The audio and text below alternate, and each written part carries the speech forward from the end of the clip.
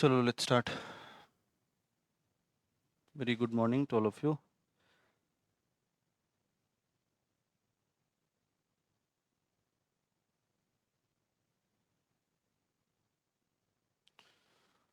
कल हम क्या क्या पढ़े थे? कल स्टार्ट किए थे डेरिवेटिव।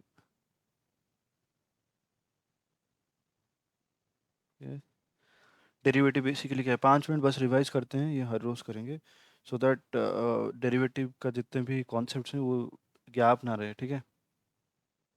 धीरे धीरे रिवाइज हो जाए। जो डेरिवेटिव है basically it's a financial instrument which derives it's value from N underlying asset. कुछ भी एक अंडरलाइंग एसेट हो सकता है जिससे ये अपनी वैल्यू डिराइव करता है। Okay, financial instrument which derives it's value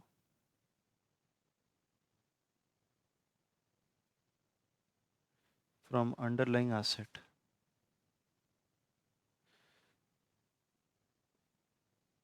underlying asset. Okay, अब ये अंडरलाइंग एसेट कुछ भी हो सकता है। अंडरलाइंग एसेट क्या क्या हो सकता है? स्टॉक हो सकता है, बॉन्ड्स हो सकता है।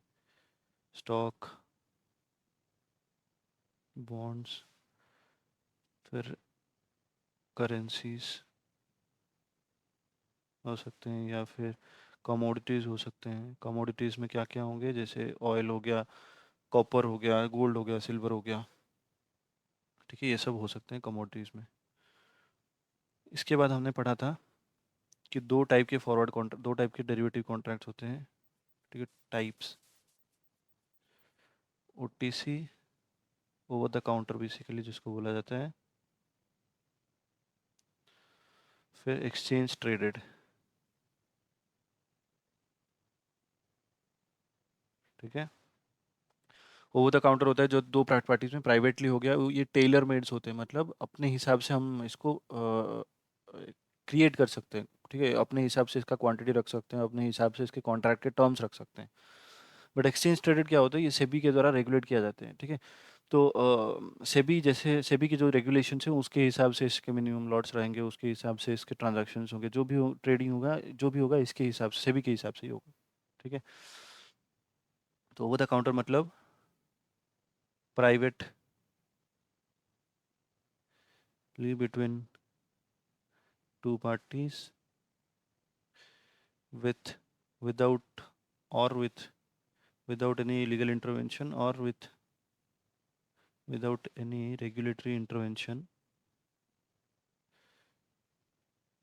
or with very less। चलो लिखते हैं, ठीक है? इसके बाद ये रेगुलेटेड बाय सेबी, ठीक है? इसमें एग्जांपल्स क्या क्या पढ़े थे हम लोग? फॉरवर्ड हो सकता है, स्वैप हो सकता है, स्वैप्शंस हो सकते हैं। इसमें क्या क्या होगा? फ्यूचर्स, ऑप्शंस, ठीक है? फिर हमने स्टार्ट किया था फॉरवर्ड क्या है।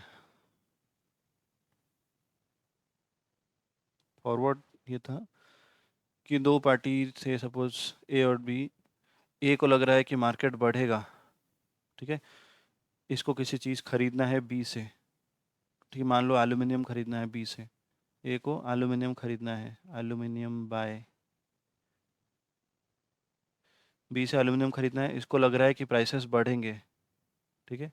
बी को लग रहा है कि प्राइसेस गिरेंगे। ओके, तो दोनों को एक एक डर है। ये खरीदना, एल्यूमिनियम इसको खरीदना है, ठीक है? तो प्राइसेस ज़्यादा बढ़ जाएंगे तो इसको बहुत ज़्यादा लॉस हो जाएगा, ठीक है? तो ए क्या करेगा? ए को क्या डर है कि प्राइसेस ज़्यादा बढ़ ना जाए। बी को क्या डर है कि बी को एल्यूमिनियम बेचना है, बी को डर है कि एल्यूमिनियम के प्राइसेस गिर ना जाए, ठीक है? अगर ज़्यादा गिर जाएंगे तो बहुत ज़्यादा लॉस होगा। तो इसीलिए दोनों एक कॉन्ट्रैक्ट में आ जाएंगे to fix the price at which they will sell after the 6 months, ठीक है? अभी सपोज है 1000 पर केजी, ओके, एल्यूमिनियम का प्राइस। उसके बाद ये लोग एग्री कर लेंगे कि आफ्टर 6 मंथ्स, ठीक है, after 6 months it will be से 1100 पर केजी, ठीक है? कुछ एक प्राइस एग्री कर जाएंगे तो मार्केट का प्राइस जो भी हो फ्यूचर में 1200, 1300, 1500, जो भी हो जाए प्राइस, इसी में ही ट्रेड होगा। डील ट्रांजैक्शन जो होगा इसी में ही होगा, 1100 में ही होगा। That is our forward, okay?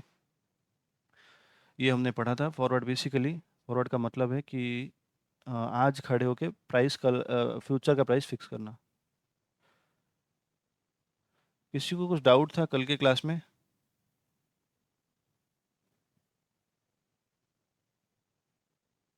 Okay, fixing futures price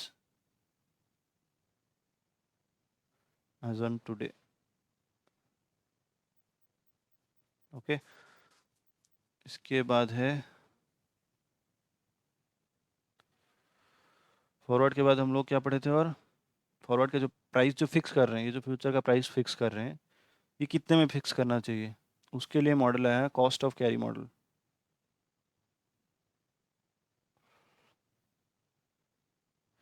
ठीक है, कॉस्ट ऑफ कैरी मॉडल क्या बोलता है कि जितना स्पॉट रेट है, कितना प्राइस रखना चाहिए आइडियली, कितना प्राइस फॉरवर्ड का प्राइस कितना रखना चाहिए। So forward price will be spot, मतलब जितना आज का पैसा है, आज जितना स्पॉट रेट पे है उतना पैसा तो रिकवर करेंगे ही करेंगे, प्लस 6 महीने का, जितना भी 6 महीने के बाद का सपोज कर रहे हैं, तो 6 महीने का कितना इंटरेस्ट आ रहा है, time value of money basically, जितना पैसा हमारा लॉस हो रहा है। ठीक है, 6 महीना मैं आज ना बेच के 6 महीने के बाद बेच रहा हूँ, तो 6 महीने का कितना मेरा टोटल कॉस्ट आ रहा है, टोटल नेट में कॉस्ट कितना आ रहा है। तो स्पॉट प्लस इक्विटी के केस में हम लोग पढ़े कि spot plus time value of money और interest cost, time value of money minus dividend. ठीक है, ये होगा इक्विटी के केस में। फिर कमोडिटी के केस में क्या होगा? स्पॉट प्लस स्टोरेज कॉस्ट, क्योंकि कमोडिटी को एक्चुअली फिजिकली होल्ड करना पड़ता है, ऑयल है, एल्यूमिनियम है, बहुत ज़्यादा हमने खरीद के रखा है जो कि 6 महीने के बाद बेच रहे हैं। ठीक है, तो उसको होल्ड करके रखना पड़ेगा, तो उसके गोडाउन कॉस्ट होंगे, उसके इंश्योरेंस कॉस्ट होंगे, तो उसके बहुत सारे कॉस्ट हैं, राइट?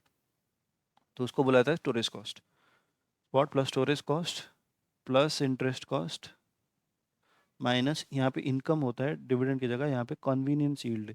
कन्वीनियंस यील्ड का मतलब होता है कि आपने आज खरीद के रखा था और फ्यूचर में बेच रहे हो, तो इसका आपको कुछ इनडायरेक्टली कुछ फ़ायदा हो रहा है क्या? इनडायरेक्ट फ़ायदा मतलब जैसे मान लो मैंने कुछ ऑयल खरीद के रखा था और ये रशिया यूक्रेन वॉर अनाउंस हो गया, तो वो ऑयल के प्राइसेस बहुत ज़्यादा बढ़ेंगे, तो उसको मुझे वहाँ से कुछ फ़ायदा हुआ। ठीक है, तो उसको बुलाते हैं कन्वीनियंस यील्ड। तो इसके बाद हमने पढ़ा था कि अगर मंथली कंपाउंडिंग दिया हुआ है, ठीक है, मंथली कंपाउंडिंग दिया हुआ है, तो क्या करेंगे? एनुअल रेट है monthly compounding and annual rate given.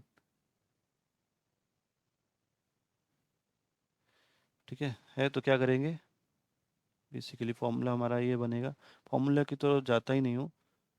ठीक है, तो बेसिकली ये करेंगे P/1 प्लस जो भी रेट है। ठीक है, रेट हमारा मान लो कि जो भी 10% है, जो भी एनुअल रेट सपोज 10% है, तो 10% डिवाइडेड बाई 12, पहले मंथली रेट में लाना है, डिवाइडेड बाई 12 करेंगे तो मंथली रेट पे आ जाएगा। ठीक है, तो ये पूरा मंथली रेट होगा। फिर to the power monthly compounding for 6 month से सपोज दिया है। ओके, तो टू द पावर 6 मंथली पे आ गया, फिर उसको टू द पावर 6 करेंगे तो पी के साथ मल्टीप्लाई करोगे तो पी का वैल्यू फ्यूचर में कितना होगा वो आ जाएगा। ओके, अगर कंटिन्यूस कंपाउंडिंग दिया है, ये सब मंथली कंपाउंडिंग है, क्वार्टरली ही दिया है तो बेसिकली डिवाइडेड बाई 4 करके करना है। सिमिलरली अगर हाफ ईयरली दिया है तो डिवाइडेड बाई 2 करके करना है। अगर कंटिन्यूस कंपाउंडिंग दिया है,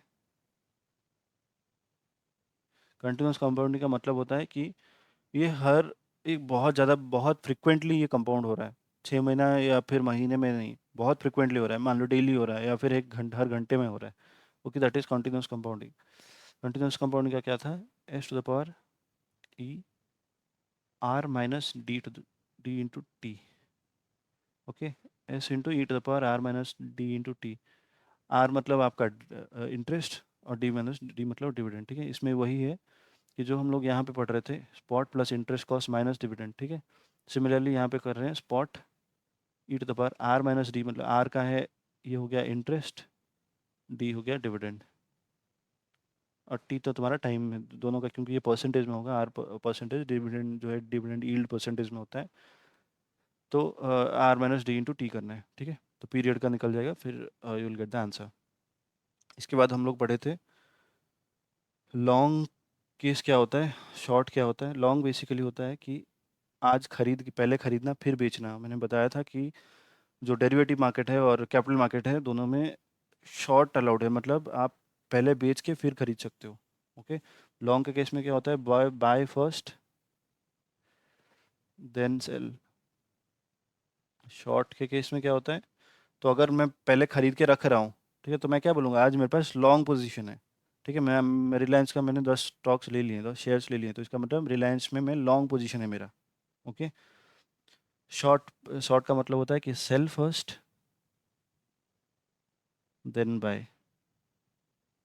ओके। मतलब पहले बेचो ज़्यादा प्राइस पे, फिर खरीदो कम प्राइस पे, तो जाके तुम्हारा प्रॉफिट होगा। ओके। बुलिश मार्केट मतलब अप ट्रेंड मार्केट, मार्केट ऊपर जा रहा है, हमें लग रहा है कि मार्केट ऊपर जाएगा, ठीक है, तो हम बुलिश हैं स्टॉक पे या फिर बुलिश है मार्केट पे, क्योंकि मार्केट ऊपर जाएगा हमें लग रहा है। ओके। Up trend market. फिर bearish, bearish is down trend market. Okay. कि मतलब हमें लग रहा है कि मार्केट नीचे जाएगा, कुछ एक न्यूज़ आने वाला है, कुछ न्यूज़ आ गया है, वार अनाउंस हो गया या फिर कोविड हो गया आ गया, फिर तो इस केस में हमें लग रहा है कि मार्केट नीचे जाएगा, that is down trend market. Okay. अच्छा, तो लॉन्ग की पोजीशन में कब लूँगा, मुझे जब लग रहा है कि मार्केट ऊपर जाएगा।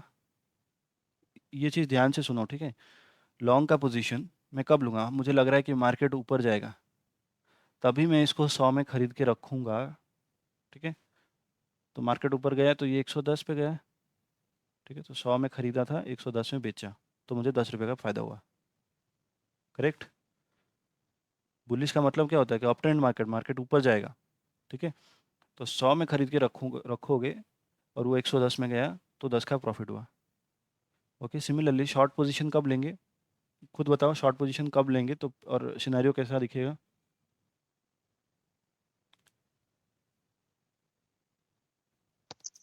Downward trend. डाउनवर्ड ट्रेंड में, करेक्ट। डाउनवर्ड ट्रेंड में, तो यहाँ पे अगर शॉर्ट का मतलब क्या होता है, पहले सेल करना, तो हम लोग अगर 100 में सेल करेंगे, ठीक है, और गिरा मार्केट, बोलो। अच्छा, 90 में खरीद। हाँ, अगर गिरा है 90 में हो गया, तो हमें यहाँ पे 10 का प्रॉफिट हुआ, तो पहले यहाँ पे सेल कर दिए 100 पे, फिर ये 90 में बाय कर लिए, तो 10 का प्रॉफिट हुआ। ठीक है।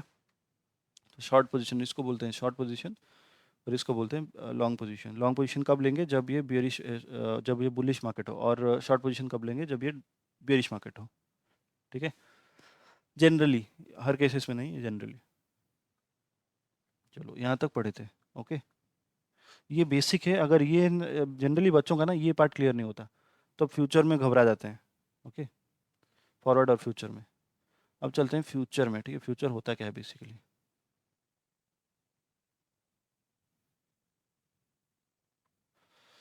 फ्यूचर सेम ही है, फॉरवर्ड जो भी है फ्यूचर भी सेम ही है, ठीक है। नेचर दोनों का सेम है, दोनों का काम सेम है, सब वही है कि आज खड़े होकर फ्यूचर का प्राइस फिक्स करना। ठीक है। बोलोगे तो फिर दोनों अलग अलग नाम क्यों दिए, क्योंकि उसके पिताजी अलग हैं, इसके पिताजी अलग हैं, ठीक है। इसके पिताजी हैं, ये ट्रेड होता है स्टॉक एक्सचेंजेस में, ठीक है, तो इसके पिताजी कौन हुए, सेबी। ओके। ये सेबी में, सेबी के रेगुलेशंस के द्वारा चलता है, तो ठीक है, तो इसीलिए इसका नाम अलग पड़ा फ्यूचर। और फॉरवर्ड का कोई माई बाप नहीं है, ठीक है, इसका कोई रेगुलेशंस ये नहीं है, बस एक नॉर्मल कॉन्ट्रैक्ट है, इसको कोई एक रेगुलेटरी बॉडी ऐसे ये नहीं करती है, ठीक है। तो होता क्या है कि मान लो सेम कॉन्ट्रैक्ट है, ए और बी के बीच में कॉन्ट्रैक्ट है, सेम कॉन्ट्रैक्ट जो हम लोग ऊपर पढ़ के आए, वो क्या था, ट्रांजैक्शन, कुछ एक कॉन्ट्रैक्ट, ये कुछ गुड्स भेजने के लिए इसको, फिर ये कुछ पैसा इसको भेजने के लिए, ठीक है, ये पैसा देता, फिर ये कुछ गुड्स दे देता, ठीक है, जो भी था, एल्यूमिनियम हो, कॉपर हो, जो भी हो, ठीक है। ये एग्रीमेंट था, बट ये प्राइस फिक्स कर दिए थे, ठीक है, आज खड़े होके हम 6 महीने के बाद का आज प्राइस फिक्स कर दिए थे। फ्यूचर के केस में क्या होता है कि ये स्टॉक एक्सचेंजेस के थ्रू होता है, जो भी हो रहा है, ये जो ट्रांजैक्शंस हैं, ये सब स्टॉक एक्सचेंजेस के थ्रू हो रहे हैं। एस ई, स्टॉक एक्सचेंजेस, ठीक है। ये पूरा स्टॉक एक्सचेंजेस यहाँ पे इंटरमीडिएट के तौर पे काम करते हैं, ठीक है। तो स्टॉक एक्सचेंजेस के थ्रू अगर होगा, हमने जो इक्विटी का ट्रेडिंग देखा था कि बेसिकली स्टॉक एक्सचेंजेस में ना ए पी बी को जान पाएगा कौन ले रहा है, कौन बायर है, कौन सेलर है, किसी को कुछ पता नहीं चलेगा, क्योंकि यहाँ पे स्टॉक एक्सचेंजेस बीच में दीवार है, ठीक है। यहाँ पे बहुत सारे बायर्स हैं, वहाँ पे बहुत सारे सेलर्स हैं। कोई सिंगल बायर सिंगल सेलर नहीं है, इसमें बहुत सारे बायर बहुत सारे सेलर्स होंगे। और हर कॉन्ट्रैक्ट मतलब कभी पता ही नहीं चलेगा कि ये ए ने इसको बेचा है, बी को बेचा है, ठीक है। बिकॉज ये बहुत सारे ट्रांजेक्शन्स हो रहे हैं, स्टॉक एक्सचेंजेस के थ्रू हो रहे हैं। फिर बी इसको सी को बेच सकता है, क्योंकि एक्सचेंज ट्रेडेड तो मार्केट में ट्रेड हो रहे हैं, ठीक है। बी सी को बेच सकता है, सी डी को बेच सकता है, ऐसे चलता रहेगा। अगर बी ने सी को बेच दिया तो ये कॉन्ट्रैक्ट किस बीच में, ए और सी के बीच में रहा। सी ने फिर डी को बेच दिया, फिर ए और डी के बीच में रहा, ठीक है। तो ऐसे एक्सचेंज ट्रेडेड मार्केट में जो शेयर्स जैसे ट्रेड होते हैं, वैसे भी फ्यूचर्स ट्रेड होते हैं, ठीक है। जो forward contract, basically forward contract जो है वो कॉन्ट्रैक्ट भी ट्रेड होते हैं, ठीक है। तो फॉरवर्ड कॉन्ट्रैक्ट में जनरली क्या रहता था, ये दो ही पार्टी रहते थे, दो ही पार्टी आपस में एग्रीमेंट कर लिए, उसमें एक्चुअल में एंड में एक्चुअल में ट्रांसफर होता था, एक्चुअल में मैंने गुड्स दे दिया, एक्चुअल में तुमने पैसा दे दिया, ठीक है। फ्यूचर के केस में क्या होता है कि यहाँ पे दोनों पार्टीज के पास ऑप्शन है कि अगर चाहें तो एंड तक रह सकते हैं, या फिर बहुत सारे बायर सेलर अवेलेबल हैं, किसी को भी देख के अपना बेच के निकल जाओ। समझ में आ रहा है? कुछ डाउट हो तो पूछना, ठीक है। फॉरवर्ड की केस में क्या होता है कि हम दोनों आपने मान लो कि मिहिर और मैं, ठीक है, हम दोनों आपने सामने बैठे, ठीक है। ये है मिहिर और फिर ये हूँ मैं, ठीक है। ये फॉरवर्ड के केस में है, ओके। हम दोनों अग्री किए कि 1000 kg ऑफ एप्पल, या कुछ भी एप्पल मान लो, 1000 kg ऑफ एप्पल हम लेंगे 100 रुपये पर केजी पे। ये मुझे बेचेगा, ये मुझसे खरीदेगा, ठीक है। मैं इसको बेचूंगा, ये खरीदेगा, ठीक है। तो I will be the seller, he will be the buyer, ठीक है। हमने इस पर अग्रीमेंट किया। कब खरीदेंगे? 6 महीने के बाद। फॉरवर्ड के केस में ये हुआ, ठीक है, आफ्टर 6 मंथ्स। हम अभी क्या है, मिहिर बाउंड है, ठीक है। एग्रीमेंट किया है मतलब बाउंड है, ठीक है, खरीद लेना पड़ेगा उसको। तो मार्केट का प्राइस चाहे 50 हो जाए, ठीक है, मार्केट का प्राइस 50 हो जाए, फिर भी उसको लेना ही पड़ेगा, ठीक है। इसके ही थ्रू लेना पड़ेगा, मार्केट से खरीद नहीं सकता, इसी से ही, यहाँ से ही लेना पड़ेगा, ठीक है। He is bound to take it. Future के केस में क्या है, अच्छा फ्यूचर का छोड़ो, यहाँ पे ही देखो, अगर मिहिर अगर चाहें, ठीक है, तो हम दोनों का, मिहिर और संग्राम दोनों का कॉन्ट्रैक्ट हुआ था, ठीक है। Now Pooja entered into this contract, ठीक है। पूजा को लगा कि ये कॉन्ट्रैक्ट बेनिफिशियल है, मिहिर को लगा कि नहीं, 6 महीने का टोटल कॉन्ट्रैक्ट है, ठीक है, 6 मंथ्स का कॉन्ट्रैक्ट है। 6 महीने, 2 महीना ही हुआ है, ये 6 महीना का कॉन्ट्रैक्ट है, फिर 2 महीना हुआ है अभी तक बस, ठीक है। प्राइसेस धीरे धीरे 90 में आ गए, 90 पे आ गए। 100 का था, एग्रीमेंट हुआ था, ठीक है, 90 पे आ गया। तो मिहिर को क्या लग रहा है, मिहिर को लग रहा है कि प्राइसेस मार्केट में गिर रहे हैं, हो सकता है ये आके आके गिरते गिरते हो सकता है 50 हो जाए, ठीक है। और अगर 50 ही हो गया तो इसको और ज़्यादा नुकसान पे खरीदना पड़ेगा, ठीक है। पूजा को लग रहा है कि ये नहीं, 90 से ही ये बढ़ेगा, बढ़ के 120 होगा, और नीचे नहीं जा पाएगा, 90 से 120 होगा, ठीक है। तो पूजा ने क्या कहा, मिहिर को डर लग रहा है क्या, पैसा बढ़ जाएगा, ठीक है, रेट्स बढ़ जाएंगे। तो मिहिर क्या कर सकता है कि ये कॉन्ट्रैक्ट पूजा को बेच के जा सकता है कि तुम संभालो, जो भी है तुम ले लो, तुम्हें लग रहा है कि मार्केट ऊपर जाएगा, तुम ले लो, ठीक है। तो अब ये कॉन्ट्रैक्ट किस किस के बीच में रहा, पूजा और मेरे बीच में रहा, ठीक है। फॉरवर्ड के केस में ये हुआ, बट इसमें क्या है, जनरली क्योंकि हम दोनों बस प्राइवेट पार्टीज हैं, राइट, हमें पता नहीं है कि कौन इंटरेस्टेड होगा, हम कहाँ ढूंढेंगे इसको, पूजा कौन है, ठीक है। हाँ, वो कहाँ है, कौन ऐसा सोच रहा है कि मार्केट ऊपर जाएगा, हम कहाँ किसको ढूंढेंगे ऐसे, ठीक है। तो फॉरवर्ड के केस में जनरली क्या होता है, एक्चुअल में फंड ट्रांसफर होता है 6 महीने के बाद, और एक्चुअल में गुड्स एक्चुअल में ट्रांसफर होता है आफ्टर 6 मंथ्स, ठीक है। मतलब पूरा ट्रांजैक्शन को ऑनर किया जाता है फॉरवर्ड के केस में। फ्यूचर के केस में क्या होता है, ठीक है, ये ऑप्शन हमारे पास आ जाता है कि ये जो पार्टीज़ हैं, क्योंकि एक्सचेंज के थ्रू ट्रेड हो रहा है, ठीक है, ये स्टॉक एक्सचेंजेस हैं, ठीक है। तो इसमें बहुत सारे करोड़ों हैं, ठीक है, करोड़ों ट्रेडर्स हैं, लाखों करोड़ों ट्रेडर्स होंगे। तो कोई ना कोई तो एग्री कर रहा होगा, अगर आप बेचने के लिए तैयार हो, अगर आपने एक फॉरवर्ड फ्यूचर का कॉन्ट्रैक्ट, एक फॉरवर्ड का कॉन्ट्रैक्ट मान लो, आपने एक फॉरवर्ड का कॉन्ट्रैक्ट लिया है, तो आप बेचना चाहते हो, ठीक है। तो बहुत सारे सेलर्स अवेलेबल हैं, बहुत सारे बायर्स अवेलेबल हैं, आप किसी को भी बेचो, अगर if they are happy with your price, then they will take it, ठीक है।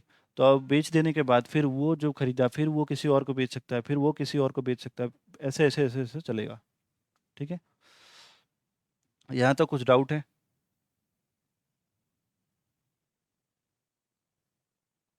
छोटा सा भी डाउट हो तो पूछो। ओके, चलो ठीक है। तो फिर दोनों में डिफरेंस क्या है? ठीक है, एक तो डिफरेंस हमने देखा कि ये जो फॉरवर्ड है वो ओटीसी है, ओवर द काउंटर है, दो पार्टीज ने प्राइवेटली इसको ये किया है। और फ्यूचर जो है वो एक्सचेंज ट्रेड हो रहा है, स्टॉक एक्सचेंज में ट्रेड हो रहा है। ठीक है, और कुछ कुछ डिफरेंसेस हैं। डिफरेंस बिटवीन, अच्छा पहले तो लिख लेते हैं कि फ्यूचर है क्या। फ्यूचर्स, The fu- the हाँ, future lot size में मिलता है। फ्यूचर क्या क्या? Lot size.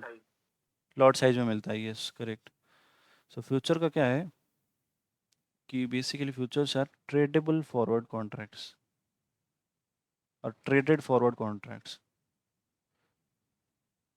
Okay, forward contract basically which are traded in stock exchange, not tradable actually, traded forward contracts. चलो ठीक है, फिर इसके ना कुछ कैरेक्टरिस्टिक्स हैं, एक्स्ट्रा कैरेक्टरिस्टिक्स हैं। नॉर्मल कैरेक्टरिस्टिक तो हम समझ गए फॉरवर्ड का जो है, ये बेसिकली नॉर्मल कैरेक्टरिस्टिक क्या है कि आज खड़े होके फ्यूचर का प्राइस फिक्स कर दो। ठीक है, 6 महीने के बाद का प्राइस क्या रहेगा, इस पे ट्रांजैक्शन होगा, आज फिक्स कर रहे हैं। कुछ एडिशनल इसके कैरेक्टरिस्टिक्स हैं, क्या है? पहले है कि मिनिमम लॉट्स में ट्रेड करना पड़ेगा। ठीक है, मिनिमम लॉट्स का मतलब क्या है कि आप एक कॉन्ट्रैक्ट, दो कॉन्ट्रैक्ट, तीन कॉन्ट्रैक्ट ऐसे नहीं ले सकते, अपने हिसाब से नहीं ले सकते। ठीक है, मिनिमम लॉट्स होंगे इसके, मिनिमम 25 होंगे या फिर मिनिमम 50 होंगे। ठीक है, उतना ही मिनिमम लेना पड़ेगा, उससे कम का नहीं ले सकते। ठीक है, मिनिमम उतने में ही ट्रेड करना पड़ेगा। ओके, सो मिनिमम लॉट का मतलब ये सब स्पेसिफाई किया जाता है, सेबी स्पेसिफाई करता है कि हर जो भी फ्यूचर कॉन्ट्रैक्ट है उसका कितना रहना चाहिए। ठीक है, मिनिमम लॉट कितना रहना चाहिए, ये सब सेबी के रेगुलेशंस के हिसाब से होते हैं। ठीक है, future contracts can't be traded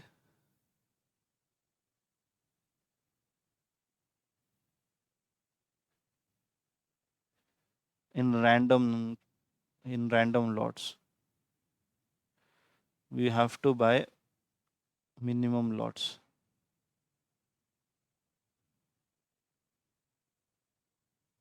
ठीक है, ये सब मैं दिखाऊंगा प्रैक्टिकली कैसे दिख रहा है। ठीक है, मार्केट में। इसके बाद मार्जिन रिक्वायरमेंट्स।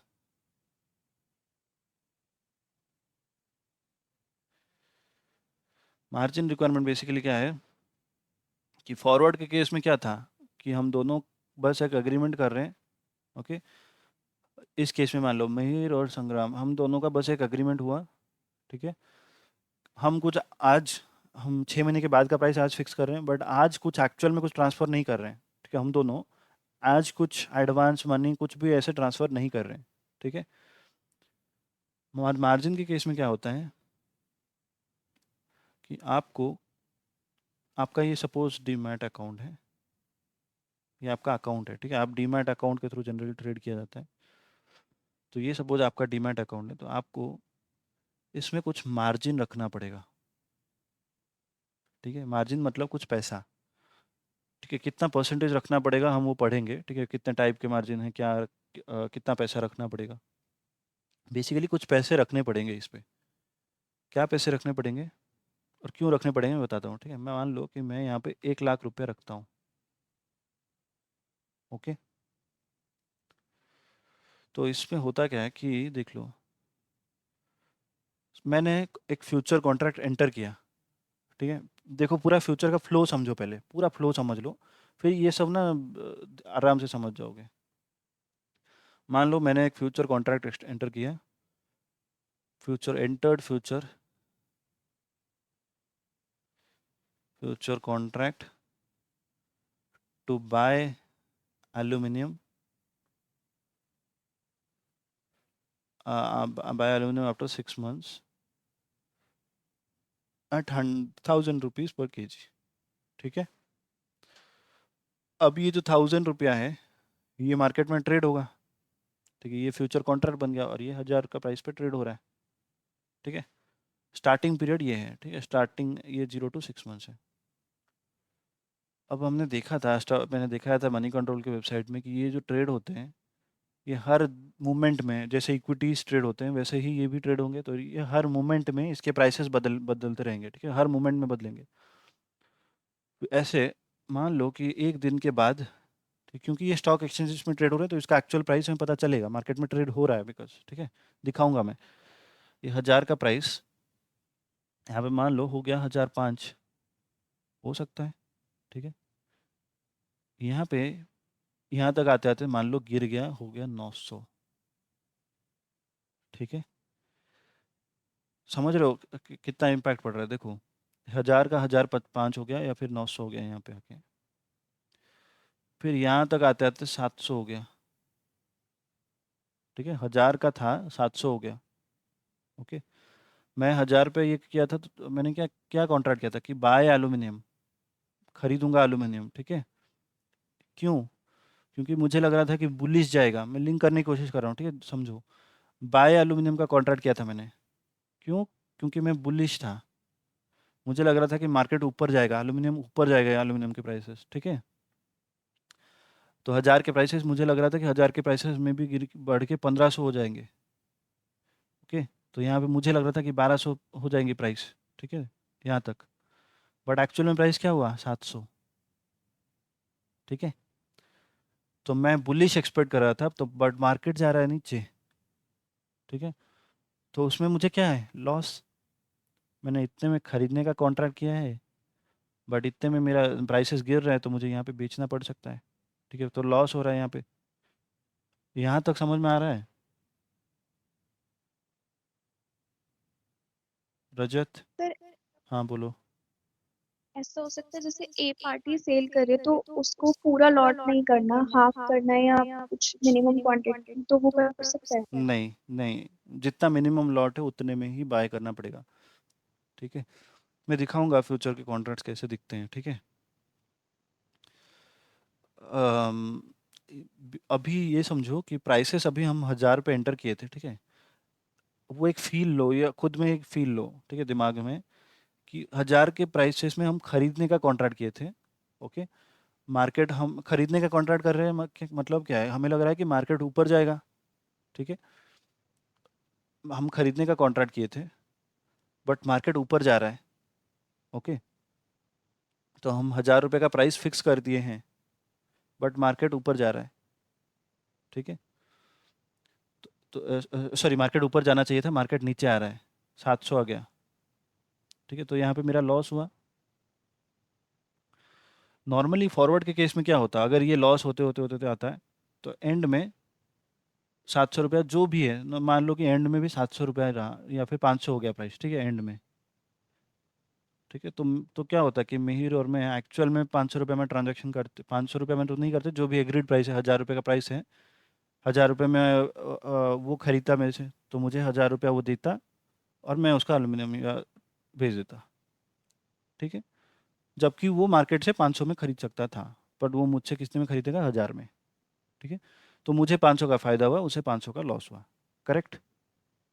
यहाँ तक अग्री कर रहे हो? इसके बाद Yes. इसके बाद देखो फ्यूचर के केस में क्या हो रहा है। क्योंकि सेबी एक रेगुलेटर है। ठीक है, रेगुलेटर का मतलब क्या है? रेगुलेटर का मकसद क्या है कि जितने भी इन्वेस्टर्स हैं, जितने भी ट्रेडर्स हैं, उनके वो कॉन्ट्रैक्ट, सारे कॉन्ट्रैक्ट्स ऑनर कर पाएँ। ठीक है, कॉन्ट्रैक्ट्स को डिफ़ॉल्ट ना हो।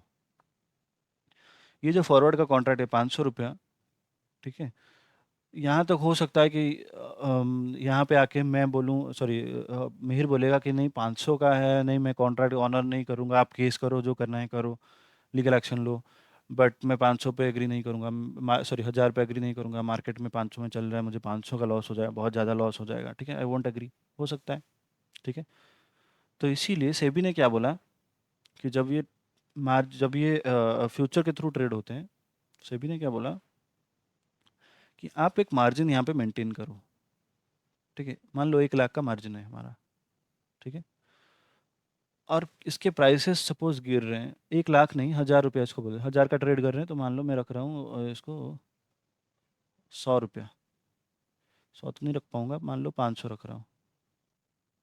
ठीक है, ये मार्जिन जनरली 1/10 होते हैं। वन जनरली, ऐसे जनरलाइज नहीं करूंगा, इसके फॉर्मूलाज होते हैं कैसे कैलकुलेट करना है हम पढ़ेंगे। मन से रख रहा हूँ, ठीक है, मान लो 500 है। ठीक है, सेबी क्या बोलेगी कि आप कुछ मार्जिन रख लो, ठीक है, और आपका ट्रेड करो। ओके, ट्रेड करना चालू करो, ट्रेड में एंटर कर जाओ। फिर मार्केट में अगर प्राइसेस गिर रहे हैं, ठीक है, 1000 से कल को अगर ये 1005 हो गया, ठीक है, ये फ्यूचर का प्राइस है, ठीक है, ये फ्यूचर प्राइस है। ये ध्यान से देखो, ये अंडरलाइंग एसेट का प्राइस नहीं है, फ्यूचर का प्राइस है। ठीक है, फ्यूचर का प्राइस 1000 से 1005 हो गया, तो आपने जो मार्जिन रखा था 500, वो कितना हो जाएगा? 505। समझ में आ रहा है? 1000 का 1005 हुआ तो 500 का 505 हो जाएगा। सिमिलरली अगर 1000 से 900 हो गया तो 500 का कितना हो जाएगा? 100, सॉरी 400। ठीक है, फिर 900 का अगर 700 हो गया, फिर ये हो जाएगा 200। ठीक है, फिर अगर 500 पे आ गया तो आपका जीरो नहीं होगा, ये बेसिकली ये सब मन से लिया है मैंने फिगर। बट कुछ एक बहुत बेसिकली होता क्या है इसमें, यहाँ तक क्लियर है सबका? बेसिकली सेबी क्या बोलता है कि ये जो प्राइसेस चेंज हो रहे हैं, जो भी प्राइसेस चेंज हो रहे हैं, ठीक है, ये डेली जितना भी चेंज है, डेली सेटलमेंट होगा इसका। ठीक है, डेली सेटलमेंट का मतलब क्या है कि अगर आप आज का वैल्यू अगर आपका बढ़ गया तो वो वैल्यू आपका मार्जिन में एडजस्ट हो जाएगा। फिर कल का वैल्यू सपोज गिर गया तो वो फिर मार्जिन में एडजस्ट हो जाएगा। फिर नेक्स्ट डे का वैल्यू अगर फिर से गिर गया तो वो फिर से मार्जिन में एडजस्ट हो जाएगा। इसको बुलाते हैं daily settlement, daily MTM, mark to market. ठीक है, डेली जितना जितना प्राइस है इसका, फ्यूचर का प्राइस जितना जितना चेंज होता जा रहा है, मार्जिन में आपका मार्जिन जितना भी आप मेंटेन किए थे वो मार्जिन में एडजस्ट करते करते करते जाएंगे। क्लियर है या कुछ डाउट है?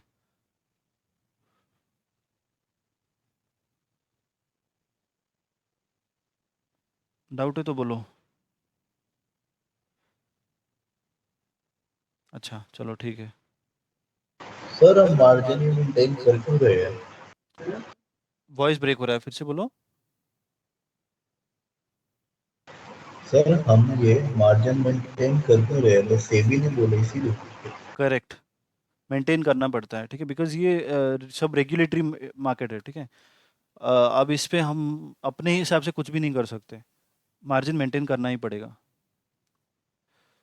मार्जिन मेंटेन करने से होगा क्या सर?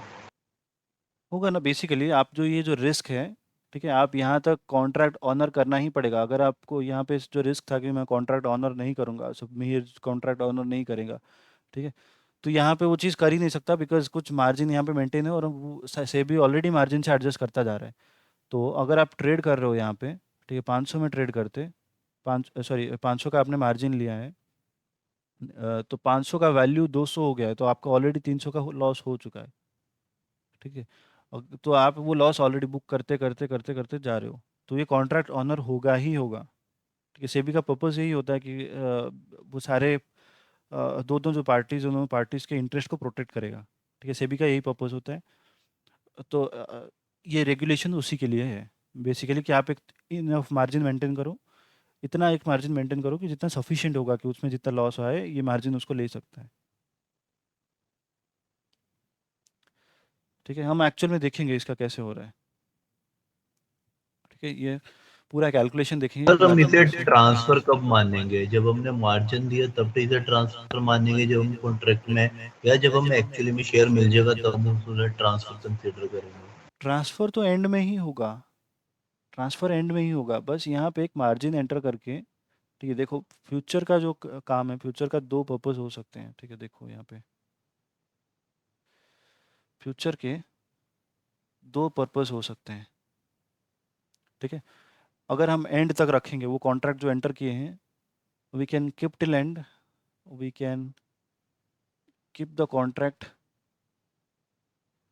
टिल मैच्योरिटी और टिल एक्सपायरी, और we can sell to someone, sell the contract to someone. ठीक है, तो हम वो कॉन्ट्रैक्ट अगर अपने पास रख रहे हैं और एक्सपायरी तक रख रहे हैं, तो फिर एंड में हमें एक्चुअल में गुड्स देना पड़ेगा, लेना पड़ेगा, पैसा देना पड़ेगा, ठीक है, वो सब करना पड़ेगा, एक्चुअली ऑनर द कॉन्ट्रैक्ट। ठीक है, ऐसा करना पड़ेगा कब? At the end. ओके। जबकि अगर हम किसी को बेच के निकल जा रहे हैं, ठीक है, हम जितने कुछ एक प्राइस पे इसको हम उसको बेच के जा रहे हैं, ठीक है, तो वो अब उसकी रिस्पॉन्सिबिलिटी है, हमारी रिस्पॉन्सिबिलिटी नहीं है। समझ में आ रहा है? तो मार्जिन यहाँ पे एक रिक्वायरमेंट है, ठीक है, सेबी का रिक्वायरमेंट है। बट देखो फॉरवर्ड के केस में क्या था कि हम कुछ इनिशियली अपफ्रंट कुछ पैसा दे नहीं रहे थे, कुछ भी पैसे का ये नहीं था, एक्सचेंज नहीं था। एंड में एक्चुअल में पैसा जाता था, पैसा आता था, ठीक है, वो सब गुड्स आता था, वो सब होता था। फ्यूचर के केस में क्या हो रहा है कि आपको एंटर करने के लिए कुछ थोड़ा सा एक मार्जिन देना पड़ेगा। सपोज आप 1000 रुपये का एंटर कर रहे हो, ठीक है, तो आपको मान लो कि 200 रुपये का मार्जिन देना पड़ेगा। मतलब आप 200 का मार्जिन दे के 1000 का ट्रेड ले सकते हो। समझ में आ रहा है? 1000 का फ्यूचर का प्राइस ले सकते हो। 1000 का फ्यूचर का प्राइस मान लो, एक एग्जांपल से जा रहा हूँ, ठीक है, रियल लाइफ एग्जांपल देखते हैं, चलो।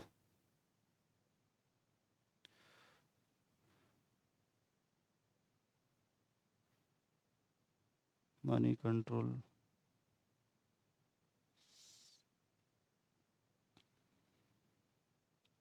ये देखो अदानी का फ्यूचर था, हम देख रहे थे उस दिन कितना था अदानी का फ्यूचर, किसी को याद है फ्यूचर का प्राइस कितना था? 2200 कुछ था, राइट? 2294 ऐसा कुछ था आई थिंक। चलो एनीवेज, फ्यूचर का प्राइस इसका देख सकते हो। पहले तो स्टार्ट करते हैं, ठीक है, मैं पूरा स्टार्ट करता हूँ, बिगिनिंग से पूरा चलता हूँ। रुको, पहले स्टॉक देखते हैं, ठीक है, अदानी एंटरप्राइजेस है। अच्छा, इसका पहले स्क्रीनशॉट एक ले लेते हैं, रुको, बहुत ध्यान से सुनो।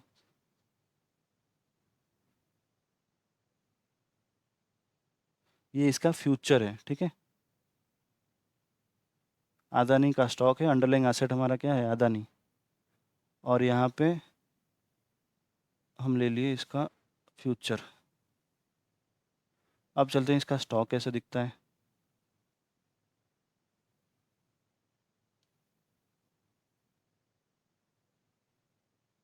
अदानी एंटरप्राइजेस,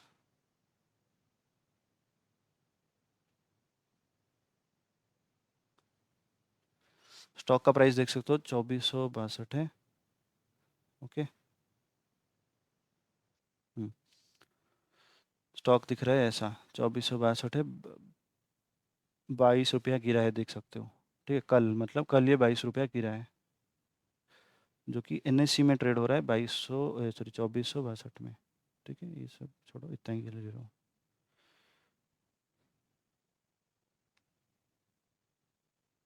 मैं पूरा एंड टू एंड दिखा रहा हूँ, ठीक है, ये कैसे बनता है।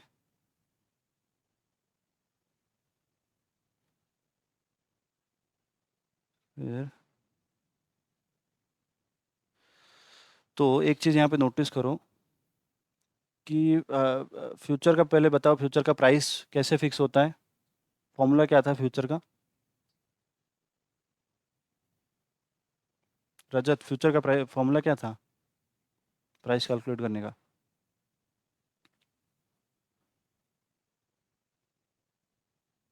रजत, सर मैंने कल वाली क्लास देखी नहीं, अगर आपने कल बताया तो okay forward okay price okay, का डोंट वरी, अभी आपने मैंने आज सुबह फॉर रिवाइज करवाया था। एनीवेज छोड़ो। देखो हमने पढ़ा था कॉस्ट ऑफ कैरी मॉडल के थ्रू, ठीक है, कॉस्ट ऑफ कैरी मॉडल क्या था कि स्पॉट रेट, और स्पॉट रेट, वैल्यू मनी हाँ, spot rate plus time value of money, ठीक है, spot rate plus time value of money minus dividend, ठीक है। तो यार, हम्म, हमने देखा है एक चीज़ कि वो था फॉर्मूला स्पॉट, ठीक है, spot plus time value of money minus dividend, ठीक है, ये था। तो यहाँ पे देख सकते हो स्पॉट प्राइस क्या है, वही सेम स्टॉक। स्पॉट प्राइस मतलब किसका स्पॉट? जो अंडरलाइंग एसेट है उसका स्पॉट रेट, ठीक है, उसका स्पॉट रेट है कितना 2462, ठीक है। उस पर कुछ टाइम वैल्यू ऑफ मनी लगेगा माइनस डिविडेंड करने के बाद देख सकते हो 2504 आ रहा है फ्यूचर का प्राइस, ठीक है। समझ में आ रहा है? देखो जो स्टॉक है वो अलग से ट्रेड हो रहा है, फ्यूचर अलग से ट्रेड हो रहा है, बट दोनों में लिंक देख सकते हो। ये यहाँ पे 2462 इसका प्राइस है और इसका प्राइस 2504 है, ज़्यादा है because of this time value of money, okay. Dividend इसके पे कुछ अनाउंस हुआ नहीं है तो इसीलिए डिविडेंड का मोस्ट प्रोबेबली माइनस नहीं हुआ है, ठीक है, डिविडेंड जीरो है। तो स्पॉट रेट 2462 प्लस समथिंग, ठीक है, जितना भी है, कितना आ रहा है 42, ठीक है। तो 42 है टाइम वैल्यू ऑफ मनी, मिला के आ रहा है 2504, ठीक है। और एक चीज़ देख सकते हो कि यहाँ पे जैसे स्टॉक का वैल्यू गिरा, कल गिरा है स्टॉक का वैल्यू, तो फ्यूचर का वैल्यू भी यहाँ पे गिरा है, ठीक है, because underlying stock underlying asset का ही प्राइस गिरा तो इसका भी प्राइस गिरेगा, करेक्ट। अब देखो समझो इसमें ट्रेडिंग होता कैसे है। हाँ, इसमें एक और चीज़ देख सकते हो कि देखो लिख रहा है कि मार्केट लॉट पूजा, देखो पूछ रहे थे ना कि ये ट्रेड लॉट कितना कैसे होगा, देख सकते हो, देखो मार्केट लॉट दिया हुआ है 250, तो 250 के ही मल्टीपल में आप ट्रेड कर सकते हो। तो मतलब एक लॉट अगर लोगे तो 250 क्वांटिटी होगा, दो लॉट अगर लोगे तो 500 क्वांटिटी होगा, ठीक है, तीन लॉट लोगे तो 750 होगा, ऐसे होगा, लॉट्स में होगा, ठीक है। 250 मतलब वन लॉट, 500 हाँ मतलब जी। दो लॉट्स, ये तीन लॉट्स, ठीक है। इस पे क्वेश्चन करेंगे हमारे, ये बिल्कुल भी रेलेवेंट, पूरा रेलेवेंट है, ठीक है, एग्जाम के लिए, तो इसको अच्छे से समझो। तो स्पॉट, हाँ, तो फिर ये बोल रहा है कि देखो अंडरलाइंग एसेट का भी प्राइस दिया है, तो ये जो ये फ्यूचर का प्राइस है इसमें देखो दिया हुआ है स्पॉट प्राइस 2462 ये स्पॉट प्राइस है, मतलब एसेट का स्पॉट प्राइस, ठीक है। अच्छा, अब देखो कि ट्रेडिंग कैसे होता है। मान लो कि मैं पहले पहले हम इसका करते हैं डेरिवेटिव, सॉरी क्या कैपिटल मार्केट में करते हैं, फिर जाएंगे डेरिवेटिव में, ठीक है। मैं अगर इसको इसके 10 स्टॉक्स खरीदने जाऊँ, ठीक है, 10 स्टॉक खरीदने के लिए कितना पैसा देना पड़ेगा मुझे, आधा नहीं के मैं 10 स्टॉक्स खरीदने जा रहा हूँ, 2462.55 इंटू 10 देना पड़ेगा, करेक्ट। पूरा एग्जाम्पल, प्रॉपर एग्जाम्पल लेके करते हैं, ठीक है। इसका हम्म, मान लो कि मैं पूरा प्रॉपर खरीदने जा रहा हूँ स्टॉक, ठीक है। कैपिटल मार्केट में कैसा दिखेगा,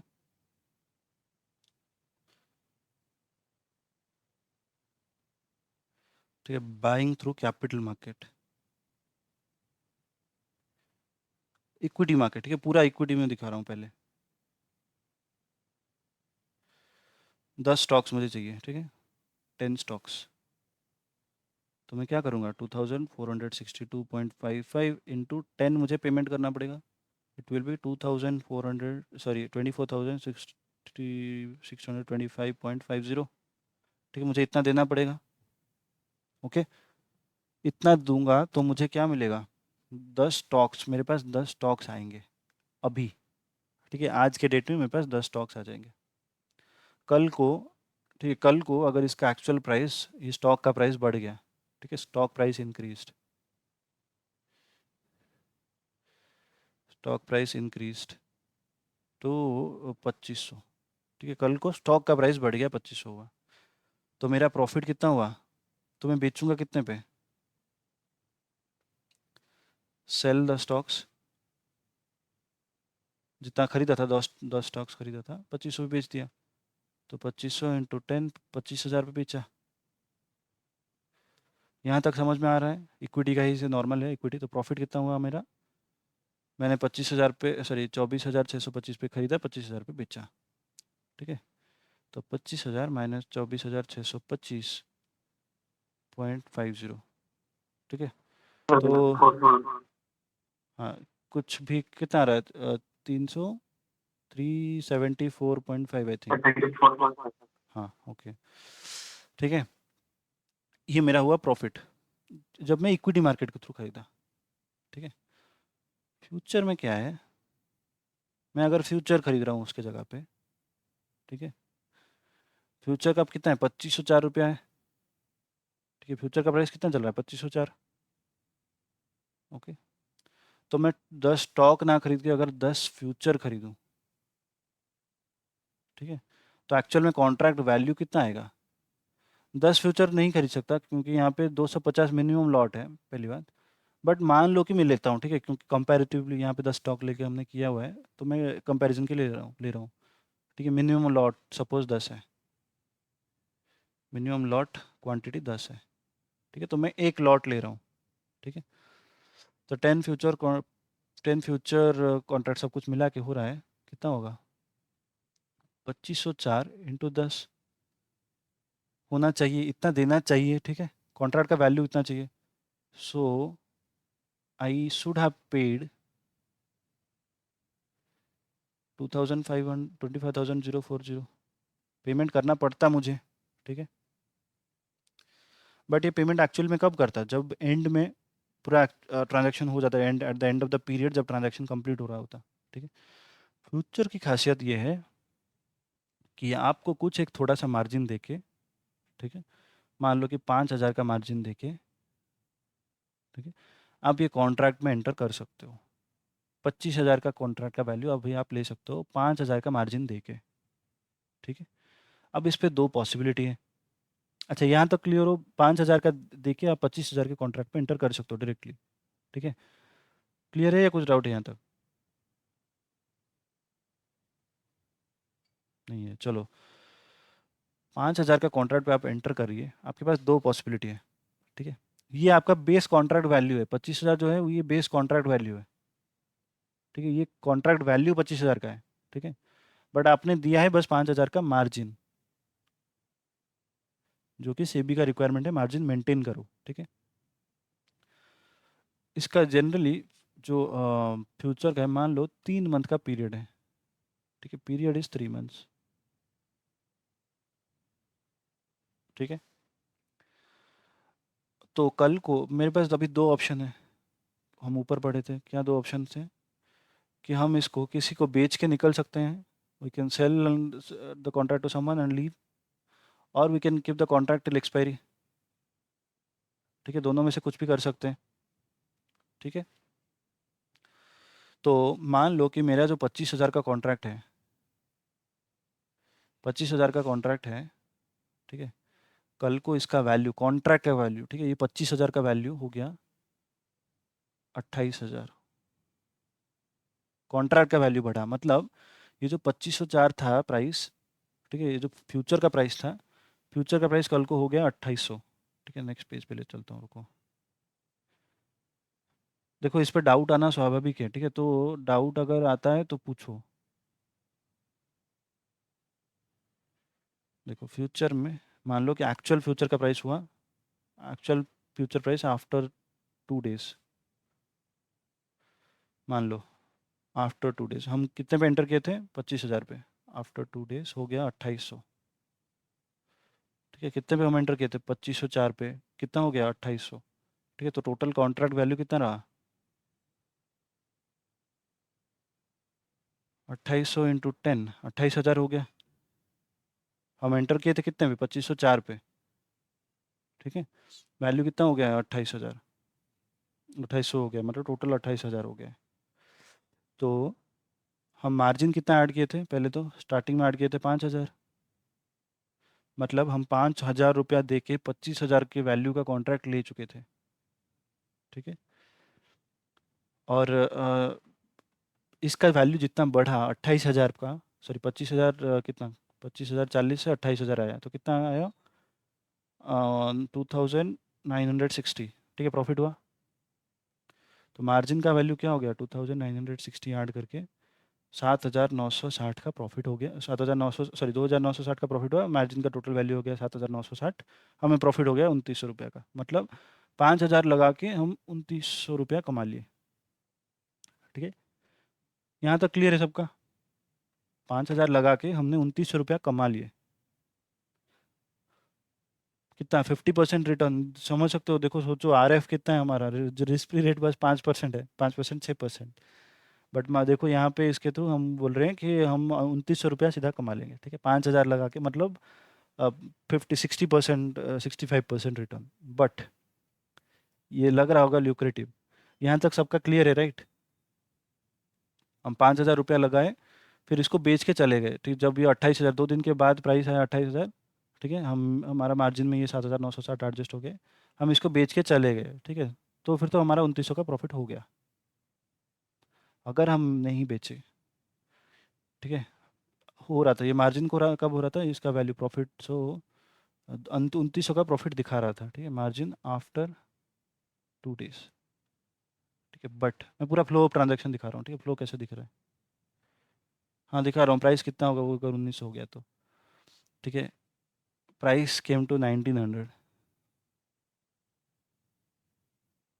आफ्टर 7 डेज, 7 दिन के बाद। हम लोग यहाँ पे बेच के निकल सकते थे, प्रॉफिट हो रहा था, हम यहाँ पे बेच के निकल सकते थे, ठीक है, बट हमें लगा कि नहीं और बढ़ेगा और थोड़ा रख लेते हैं, ठीक है, तो फिर प्राइस गिर गया 1900 में, ठीक है। अगर 1900 में आया तो देख सकते हो 2504 का जो प्राइस था, ठीक है, तो हमें यहाँ पे लॉस कितना हुआ, 2504 का वैल्यू यहाँ पे टोटल 19,000 वैल्यू हो गया इसका, कॉन्ट्रैक्ट वैल्यू तो कितना हो गया 19,000 का, जो कि था कितना 25,040 का, ठीक है। अगर 19,000 हो गया है, ओके, पहले तो 19,000 मतलब कितना आ रहा है, 6,000 का लॉस हो रहा है, ठीक है, जबकि हमारा मार्जिन है 5,000 का, ओके, 6,000 कुछ लॉस हो रहा होगा, 25,040 6,040 का लॉस हो रहा है। तो होता क्या है कि जैसे जैसे इसका वैल्यू एक दिन में नहीं हुआ, 7 दिन में 19,000 हुआ है, ठीक है, तो जैसे जैसे वैल्यूज़ इसका 0 1 2 3 4 7 डेज तक है, ठीक है, तो जैसे जैसे जब तक ये एक होता है मेंटेनेंस मार्जिन, ठीक है, मैं उस पर आऊँगा, कुछ एक परसेंटेज होता है, तो ये 5,000 का कुछ एक परसेंटेज होगा, परसेंटेज से अगर क्रॉस कर लिया मतलब हमारा यहाँ पे 6,040 तक का लॉस आ रहा है, ठीक है, जो सेबी का रिक्वायरमेंट है, ठीक है, कि जिसको बोला जाता है मेंटेनेंस मार्जिन, अगर वो मेंटेनेंस मार्जिन से ज़्यादा लॉस हमारा हुआ, दिखा ये लॉस सपोज 3,000 हो गया, ठीक है, यहाँ पे 2900 का प्रॉफिट हो रहा था, यहाँ पे हमारा लॉस हो गया 3,000 का मान लो, ठीक है, तो हमारा मार्जिन कितना है 5,000 था, ठीक है, लॉस कितना हो रहा है अभी बीच में, ठीक है, 3,000 लॉस हो गया, यहाँ तक आएंगे तो 6,000 लॉस हो जाएगा, ठीक है, यहाँ पे मार्जिन हमारा 5,000, लॉस है 3,000, तो हमारा मार्जिन का बैलेंस कितना हो रहा है, अपडेटेड बैलेंस 2,000, ठीक है। इसको जनरली इसको बोला जाता है मेंटेनेंस मार्जिन, हम पढ़ेंगे बाद में, क्योंकि 1900 का प्राइस किया है तो बात किया है तो ले लेते हैं, ठीक है। तो यहाँ पे अगर मेरा जितना भी मेंटेनेंस मार्जिन होगा, यहाँ पे ये ऑटोमेटिकली सेल हो जाएगा, ऑटोमेटिकली ये सारे लॉस बुक हो जाएंगे, तो मेरा 5,000 का वैल्यू गिर के 2,000 हो जाएगा। समझ में आ रहा है? इसको बुलाते हैं ऑटो स्क्वायर ऑफ, ठीक है, मतलब ऑटोमेटिकली 5,000 से 3,000 का वैल्यू डिडक्ट होके मेरा 2,000 ही वैल्यू बचेगा, कॉन्ट्रैक्ट ही सेल हो जाएगा पूरा, ठीक है। जो डेली सेटलमेंट होता था मार्क टू मार्केट वो तो होता रहेगा, ठीक है। यहाँ पे एंड में प्राइसेस गिरा तो एंड में जितना पूरा लॉस मेरा बुक होके 3,000 लॉस बुक होके 2,000 ही बचेगा, ऑटोमेटिकली सेल हो जाएगा सेबी के रेगुलेशंस के हिसाब से। समझ में आ रहा है? जब मार्जिन देखेंगे, मेंटेनेंस मार्जिन कैलकुलेशन देखेंगे कि कैसे कैलकुलेट हो रहा है, बेसिकली जितना भी मार्जिन हम 5,000 का कुछ परसेंटेज होगा, ठीक है, उतना परसेंटेज से अगर तुम्हारा लॉस ज़्यादा बढ़ रहा है, ठीक है, मार्केट और ज़्यादा गिर रहा है, तुम एक्सपेक्ट करते थे बढ़ेगा पर मार्केट गिर रहा है, ठीक है, तो लॉस अगर ज़्यादा हो रहा है तो वो ऑटोमेटिकली, वो बेसिकली इन्वेस्टर का इंटरेस्ट प्रोटेक्ट करने के लिए ही ये लॉज हैं, ठीक है, जो ट्रेडर का इंटरेस्ट है। तो अगर लॉस बहुत ज़्यादा हो रहा है, ओके, तो सेबी क्या करेगी कि और ज़्यादा लॉस, बिकॉज हम ग्रीडी होते हैं, तब मार्केट में जब ट्रेड करते हैं तो हम ग्रीडी होते हैं, ठीक है, हमें लगता है कि और बढ़ जाएगा और बढ़ जाएगा और बढ़ जाएगा, शायद अभी लॉस में गया है वो आ जाएगा, ठीक है, तो इन्वेस्टर इंटरेस्ट प्रोटेक्ट करने के लिए 5 मतलब ये तभी स्क्वायर अप हो जाएगा, ऑटोमेटिकली स्क्वायर अप हो जाएगा, आपका लॉस बुक हो जाएगा और फिर एंड में आपके पास बचेगा 2,000, ठीक है। ये एक रीज़न है। दूसरा, सेबी आपसे भी ये डिफ़ॉल्ट रिस्क छुड़ाना चाहता है, ठीक है, डिफ़ॉल्ट नहीं हो। अगर यहाँ तक आते आते मेरा 6,000 का लॉस होता है, सोचो अगर मेरा 6,000 का लॉस आ रहा था बट मेरे पास 5,000 का ही मार्जिन है, अगर सेबी यहाँ पे बीच में ना बेच के एंड तक चले जाता तो मैं 1,000 रुपये का डिफ़ॉल्ट का रिस्क रहता, फिर मैं डिफ़ॉल्ट कर देता, मेरे पास पैसे ही नहीं है, मैं नहीं दूंगा, मैं बोल देता, ठीक है, तो उसकी रिस्पॉन्सिबिलिटी कौन लेगा? तो इसीलिए सेबी ने क्या किया है कि बीच में एक मेंटेनेंस मार्जिन लगा दिया है कि आपके मार्जिन का अगर कुछ परसेंटेज तक, कुछ एक परसेंटेज होगा, उसको बोला जाता है मेंटेनेंस मार्जिन, ये मार्जिन से अगर आपका लॉस ज़्यादा बढ़ रहा है तो फिर ऑटोमेटिक स्क्वायर ऑफ हो जाएगा। अच्छा, जब वो डिस्कस कर ही रहे हैं तो फिर ये भी बोल देता हूँ कि इनिशियली जब 5,000 है उसको बोला जाता है इनिशियल मार्जिन। ये डिटेल में पढ़ेंगे कि इसका कैलकुलेशन कैसे होगा, बस एक ओवरव्यू दे रहा हूँ। इसको बोला जाता है इनिशियल मार्जिन। इसका कुछ एक परसेंटेज होगा, मान लो 3,000 है, ठीक है। ये होगा मेंटेनेंस मार्जिन, ठीक है। इससे मेंटेनेंस मार्जिन से अगर नीचे गया तो तुम्हें कुछ से भी मतलब ब्रोकर्स बोलेंगे कि कुछ और पैसा ऐड करो, ठीक है। कि मेंटेनेंस मार्जिन से ज़्यादा नीचे जा रहा है, कुछ पैसा ऐड करो। अगर आप ऐड कर रहे हो तो फिर दे वोंट सेल। अगर पैसा ऐड नहीं कर पा रहे हो तो ये ऑटोमेटिकली स्क्वायर अप हो जाएगा। समझ में आया?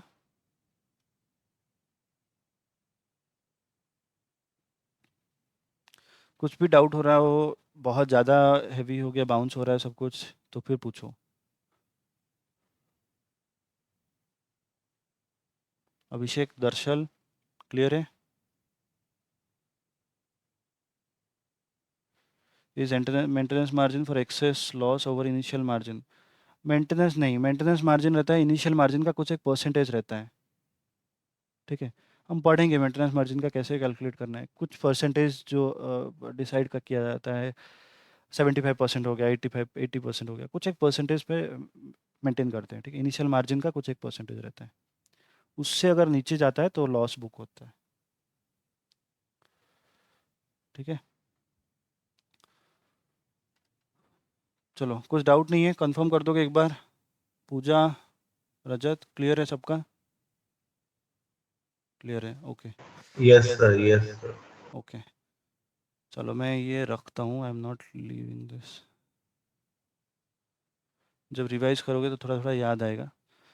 बाकी ये बेसिक है, ठीक है। इसको ये बेसिक है, इसको रिवीजन के टाइम पे हम क्वेश्चन ही रिवाइज करोगे, ठीक है। ये बेसिक अगर नहीं समझोगे तो वो क्वेश्चंस में दिक्कत होगी, ठीक है। तो इसीलिए ये ज़रूरी है। अच्छा, अभी तक हम क्या पढ़े हैं? फ्यूचर के दो कैरेक्टरिस्टिक्स पढ़े हैं, दो ही कैरेक्टरिस्टिक्स पढ़े हैं क्या?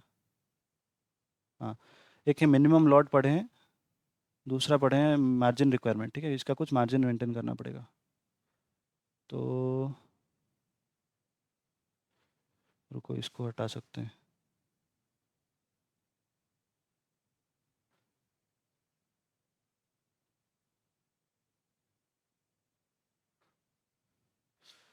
ठीक है, मार्जिन रिक्वायरमेंट है अपना the trader, the future trader has to maintain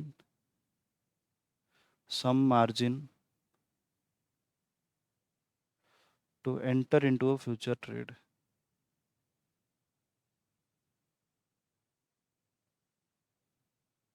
okay, इसको कुछ एक मार्जिन थोड़ा सा कुछ मेंटेन करना पड़ेगा। It can be margins are various types. Initial margin है, there are various types of margins, various types of margins. क्या क्या है? Initial margin, maintenance margin,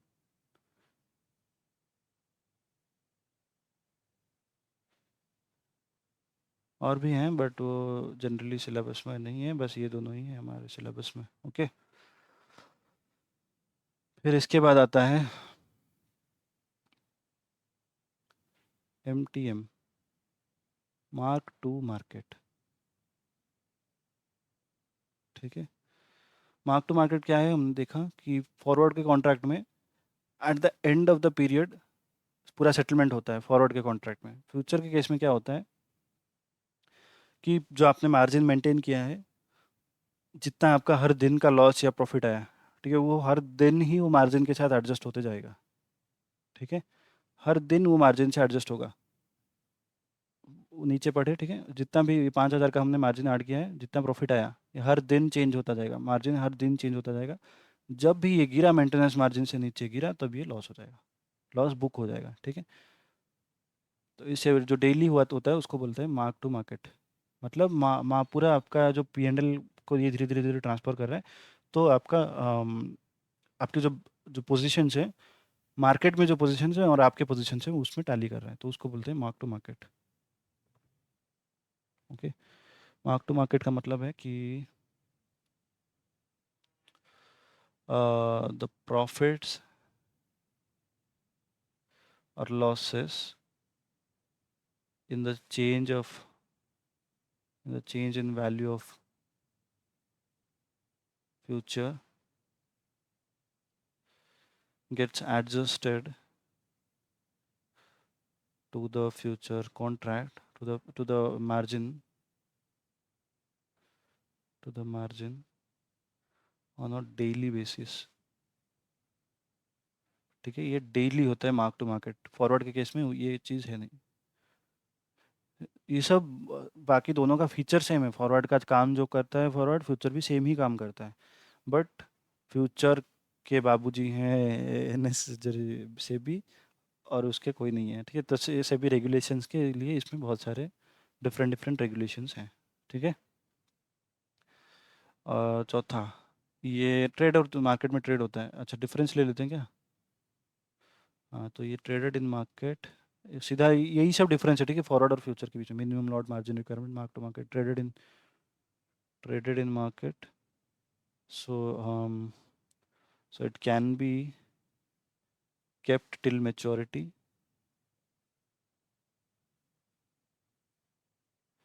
it can be kept till maturity or can be sold before expiry। यहाँ पे इस case को maturity नहीं बोला जाता है, इसको बुलाया जाता है एक्सपायरी। ठीक है, अच्छा, और लॉन्ग और शॉर्ट का तो आपको पता है, तो मैं उस पर नहीं जा रहा हूँ। और एक चीज़, हाँ, एक फन फैक्ट बोलूँ। कभी ना जापान में आई गेस कि एक पार्टी ने कॉन्ट्रैक्ट किया था, फ्यूचर कॉन्ट्रैक्ट, ठीक है, ए और बी मान लो। एक पार्टी ने कॉन्ट्रैक्ट किया था कि वो 1000 कैटल्स, मतलब गाय, ठीक है, 1000 कैटल्स सप्लाई करेगा, तो उसके लिए ये कुछ पैसा देगा। ठीक है, इन्होंने कॉन्ट्रैक्ट किया था, और फिर कॉन्ट्रैक्ट करके, फ्यूचर कॉन्ट्रैक्ट था, ठीक है, स्टॉक एक्सचेंजेस के थ्रू ही हुआ था, और ये कॉन्ट्रैक्ट करके ये बंदा भूल गया कि ये कॉन्ट्रैक्ट हुआ है। भूल गया मतलब ये कॉन्ट्रैक्ट किसी को सेल करके, इसके पास दो ऑप्शंस थे, ठीक है, अंटिल एंड द एक्सपायरी रख सकता था, या फिर किसी और को बेच के निकल सकता था। ठीक है, फिर क्या हुआ कि इसको at the end of the period, at the end of the expiry, इसको एक्चुअल में 1000 कैटल्स लेके स्टॉक एक्सचेंजेस में जाना पड़ा, फिर स्टॉक एक्सचेंजेस को इसको देना पड़ा 1000 कैटल्स। ठीक है, एक्चुअल में। ठीक है, चलो, ये सब बस टाइम पास था। क्लियर है यहाँ तक?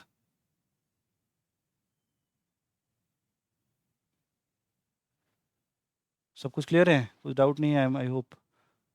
अगर नहीं है तो चलेंगे अभी आर्बिट्राज पे। अच्छा, चलो ठीक है। आर्बिट्राज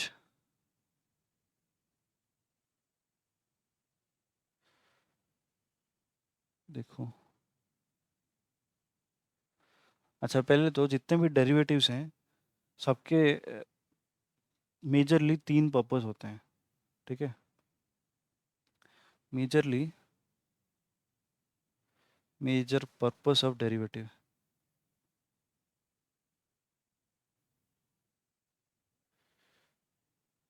क्या पर्पस है? पहला पर्पस है आर्बिट्राज, दूसरा पर्पस है स्पेक्यूलेशन, जिसको बोला जाता है ट्रेडिंग, तीसरा है हेजिंग।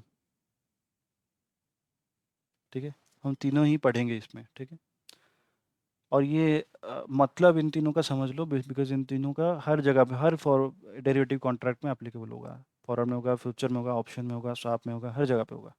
ठीक है, स्वैप में सारे नहीं होंगे, बट हाँ, ये तीनों एप्लीकेबल होंगे बहुत जगह पे। ठीक है, एक सेकंड रुक जाओ।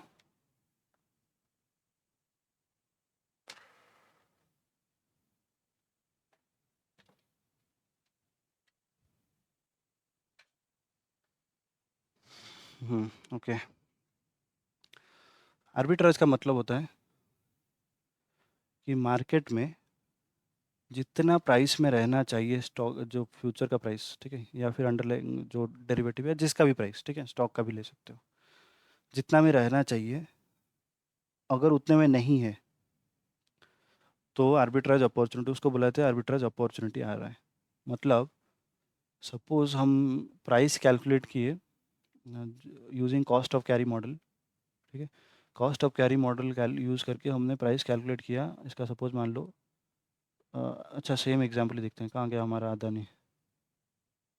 हाँ, अदानी में हमने सपोज प्राइस कैलकुलेट किया 2490, ये हमारा आया किसके थ्रू, कॉस्ट टू कैरी और कॉस्ट ऑफ कैरी मॉडल के थ्रू, ठीक है, हमारा आया 2490, बट इसका प्राइस कितने में ट्रेड हो रहा है, 2504, ठीक है, समझ में आ रहा है, इसका इतना होना चाहिए बट इतना है, एक्चुअल ट्रेड हो रहा है 2504 में। तो इसको बोला जाता है, इसके फ़ायदा उठा के इससे एक फ़ायदा उठाना, ठीक है, जो इम्परफेक्शन है इसका फ़ायदा उठाना, इसको बोला जाता है आर्बिट्राज। इसको कैसे करेंगे वो समझेंगे, ठीक है, मैं समझाऊंगा कैसे करना है। देखो पहले तो एक दो लाइन लिख लेता हूँ बस, आर्बिट्राज है क्या, ठीक है। If the actual price and theoretical price is what we are calculating, actual price जो भी एक्चुअल में ट्रेड हो रहा है, एक्चुअल ट्रेडेड प्राइस, ठीक है, have a significant difference, significant difference ना भी हो तो भी छोटे से भी बहुत ज़्यादा क्वांटिटी में लेंगे तो वो होगा, एनीवेज छोड़ो, have a significant difference then there is an arbitrage opportunity, significant word हटा देता हूँ, ठीक है, नॉर्मल डिफरेंस पे भी ले सकते हैं, there is an arbitrage opportunity, जिसको यूज़ करके हम पैसा कमा सकते हैं। स्पेक्यूलेशन क्या है, ये स्पेक्यूलेशन का मतलब है बेटिंग, ठीक है, मतलब मार्केट हमें लग रहा है कि फिर ऊपर जाएगा, बस यहाँ पे खरीद लिए फिर यहाँ पे जाके बेच दिए, दैट्स इट, ठीक है, जो नीचे पड़े, बेटिंग है, ठीक है। स्पेक्यूलेशन का मतलब है कि betting for upward or downward movement,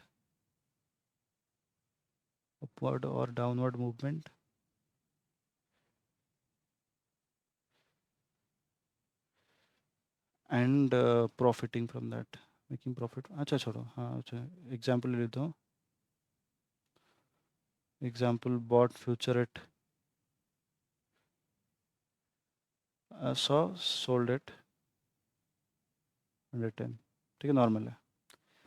hedging क्या है, हेजिंग का मतलब होता है कि जो डर है हमारे पास, ठीक है, वो डर को ख़त्म करना। हेजिंग होता कैसे है, सारे इंस्ट्रूमेंट को यूज़ करके, सारे इंस्ट्रूमेंट के काम अलग है, तो सारे इंस्ट्रूमेंट्स को यूज़ करके कैसे कैसे हेजिंग करना है वो डिफरेंट डिफरेंट तरीके से हम समझेंगे, ठीक है। हेजिंग का मार्केट में एक्चुअल रियल लाइफ में बहुत ही यूज़ होता है, ठीक है, सारे इन्वेस्टमेंट बैंक्स, नॉर्मल बैंक्स भी, Indian banks, foreign banks, in fact जहाँ भी तुम जाओगे, ठीक है, ये हेजिंग का पार्ट हर जगह पे रेलिवेंट होगा, ओके। अगर मार्केट रिस्क है, जो भी रिस्क है, ठीक है, बेसिकली इंटरेस्ट रेट रिस्क हो गया, मार्केट रिस्क हो गया, करेंसी रिस्क हो गया, जहाँ पे भी रिस्क है वहाँ पे डेरिवेटिव के थ्रू हेजिंग होता है, ठीक है। तो मार्केट में जब एक्चुअल में जब काम करोगे, जब जॉब करोगे, तब ये सारे रेलेवेंट, ये हेजिंग का कॉन्सेप्ट बिल्कुल पूरा 100% रेलेवेंट होगा, ठीक है, तो इसको ध्यान से सुनना। हेजिंग का मतलब होता है टू रिड्यूस द रिस्क, मैं बस एक नॉर्मल लाइन लिखा रहा हूँ अभी, डर खत्म करना,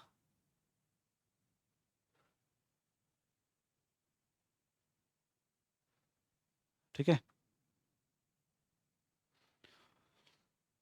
चलो अब चलते हैं आर्बिट्राज कैसे करेंगे फ्यूचर को यूज़ करके।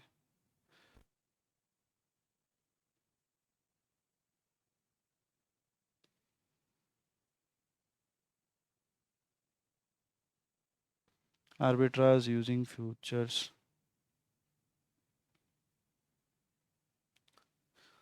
इसका एक्चुअली ना जब खुद अगर ट्रेड करते, क्योंकि ये मॉर्निंग में क्लासेस हो रहे हैं तो मैं ट्रेड एक्चुअली दिखा नहीं पा रहा हूँ, and I was trying to do a mock trading but वैसे कुछ सिस्टम मुझे मिले नहीं। Anyways but I will show you somehow, okay, I will record some video but I send you. तो फिर एक्चुअल में जब पैसा लगता है ना, खुद के पैसे, तब जाके आता है कि एक इंटरेस्ट आता है पढ़ने में इसको। देखो आर्बिट्राज यूजिंग फ्यूचर्स क्या है कि मान लो, ठीक है, मान लो हमने एक कैलकुलेट किया।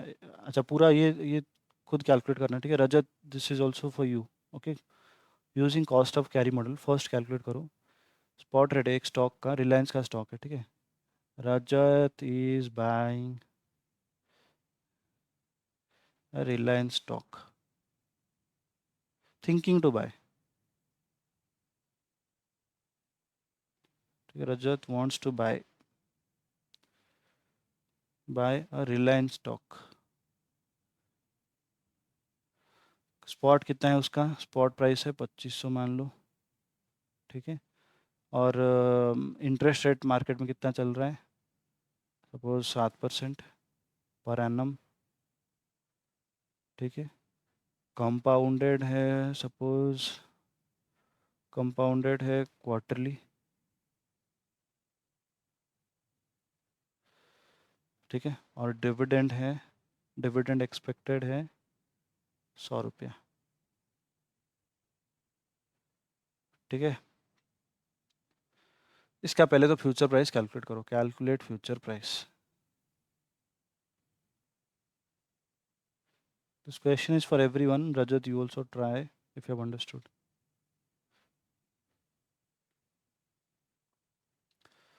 Calculate future price using cost of carry model.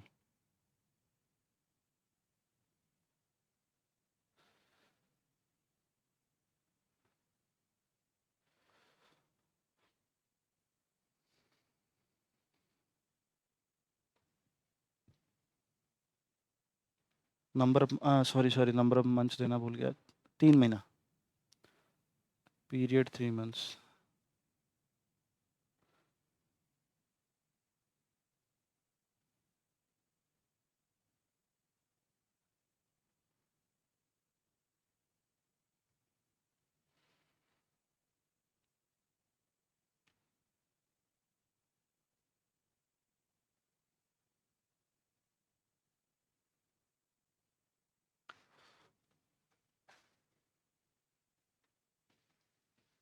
बस प्राइस कैलकुलेट करके बताओ।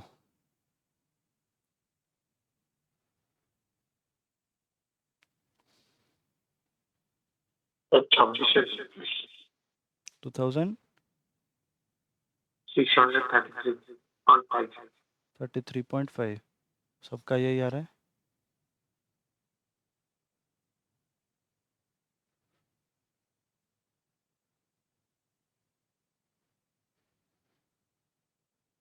ओके चलो, तो हमने थियोरेटिकल प्राइस कैसे कैलकुलेट किया होगा कि बेसिकली 2500 इंटू 1 प्लस 0.07, ये पर एनम है, हमारा क्वार्टरली कंपाउंड हो रहा है, ठीक है। तो डिवाइडेड बाय 4 करोगे तो हमारा क्वार्टरली रेट आ जाएगा पहले तो। तो फ्यूचर वैल्यू है, थ्योरेटिकल प्राइस नहीं। क्या नहीं, वो मैंने जो कैलकुलेट किया है वो फ्यूचर वैल्यू है, हाँ ठीक थ्योरेटिकल है, प्राइस नहीं। ठीक है, ठीक है, ठीक है। अच्छा फ्यूचर वैल्यू और थियोरेटिकल प्राइस में क्या डिफरेंट है? चाहिए तो जो इनकम को डिडक्ट माइनस नहीं करेगा। किया हुआ है। अब तो फ्यूचर नहीं प्राइस मतलब पूरा इनकम डिडक्ट करने के बाद, दोनों सेम है एक्चुअली, फ्यूचर प्राइस और थियोरेटिकल प्राइस, ठीक है। फ्यूचर का प्राइस मतलब यहाँ पे फ्यूचर का प्राइस, ठीक है, फ्यूचर जो कॉन्ट्रैक्ट है उसका फ्यूचर का प्राइस। तो ये कंपाउंडेड वैल्यू है। अच्छा ये कंपाउंडेड वैल्यू, इससे 100 रुपया माइनस करेंगे तो जी 2533 आएगा, ठीक है। देखो ये क्वार्टरली हो गया। हम्म अच्छा ये 0.0307 में डिवाइड बाई 4 हो गया, इसके टू द पावर क्या करूँ बोलो?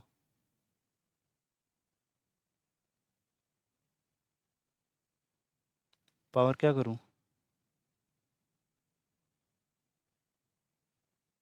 तो पावर 3 करना है, क्यों? This is quarterly, we need it for 3 months।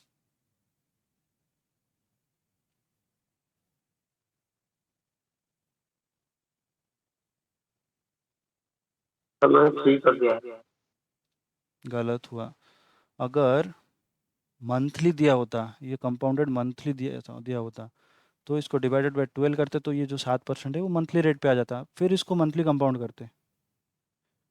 ये मैंने क्या दिया है, क्वार्टरली कंपाउंड हो तो रहा है, 1 होगा। वहाँ नहीं होगा। ठीक है, हो गया। फिर -100, 100 तुम्हारा इनकम है, ठीक है, ये एक्सपेंस है और ये इनकम है। ठीक है, तो ये आंसर गलत है, करके बताओ कितना आ रहा है।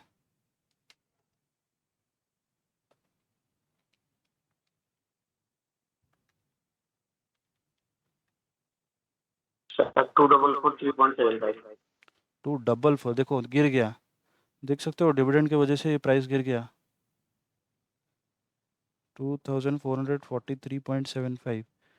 स्पॉट रेट है 2500, ये 2443 है, देख रहे हो, स्पॉट से कम है बिकॉज ऑफ दिस डिविडेंड। ठीक है, चलो अभी मान लो ये थियोरेटिकल प्राइस निकल गया। ओके, मान लो कि एक्चुअल में ये ट्रेड हो रहा है कितने में, actually the future is getting traded, future is getting traded at 2480.75। ठीक है, इतने में ट्रेड हो रहा है। ओके, सी arbitrage, check arbitrage opportunity.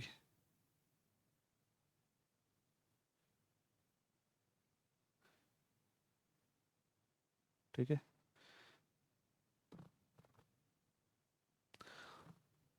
Actual में प्राइस ट्रेड हो रहा है 2480 पे, हमारा आर्बिट्राज अपॉर्चुनिटी देखने के लिए हमारा प्राइस निकला 2443.75। ठीक है, अच्छा, थोड़ा सा खुद का दिमाग लगा के कुछ बोल सकते हो कि कैसे आर्बिट्राज कर सकते हैं, कैसे इसका फ़ायदा उठा सकते हैं, जो भी आ रहा है दिमाग में बताओ, लेट इट बी रॉन्ग।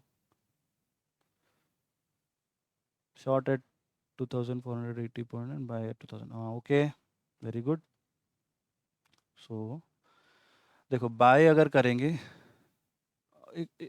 ये पार्शियली करेक्ट, मैं समझाता हूँ। ठीक है, देखो इसका स्टेप वाइज मैं समझाता हूँ। ठीक है, पहले हम क्या किए, ठीक है, आज के दिन में मैंने क्या किया, मेरे पास कुछ भी पैसा नहीं है। ठीक है, आर्बिट्राज मतलब स्टार्टिंग करना है पूरा स्क्रैच से, मेरे पास बिल्कुल भी पैसा नहीं है, zero. Risk less profit, arbitrage का मतलब होता है रिस्क लेस प्रॉफिट। ठीक है, आर्बिट्राज मतलब रिस्क लेस प्रॉफिट, मतलब उतना प्रॉफिट होगा ही होगा। ओके, देखो मैंने क्या किया, आज एक लोन ले लिया, टेक ए लोन, कितने का लिया, अब स्पॉट रेट, अब शेयर। ठीक है, स्पॉट रेट, शेयर का स्पॉट रेट कितना है, 2500।